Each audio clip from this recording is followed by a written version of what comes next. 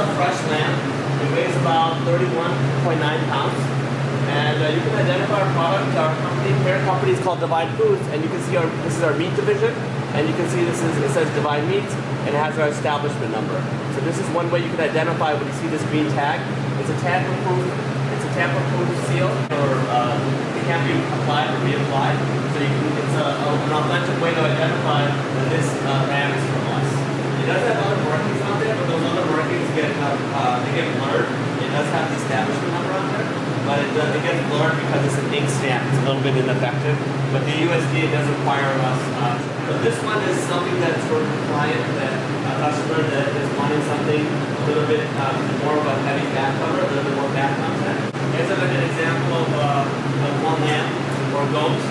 This here is a lamb, and it weighs about 20 pounds.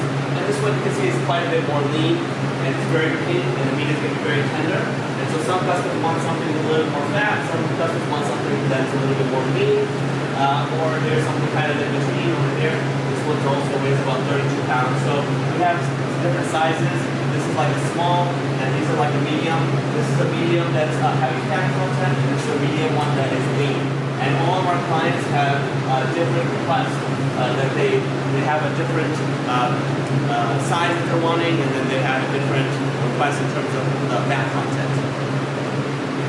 Over here, these sheep were slaughtered today. We have a client. They bring their own sheep. It's a commercial client.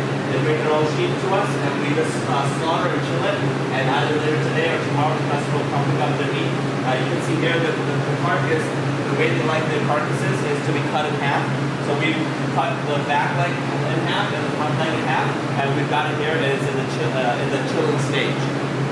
Over here, we've got a row of beef heads, and over here we've got the whole beef.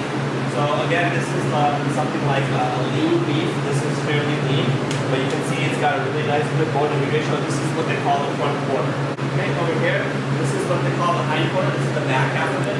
Again, it's a fairly lean piece of beef. It's not a heavy fat cover, and you can see it's really nice and pink. And over here in the front, this is the shank. This is for the Asian subcontinent nahari. This is where you'll make the nahari from. Is this section here, the shank, the beef root. That's the hind shank. That's the front shank, and then this is the hind shank over here, right over here.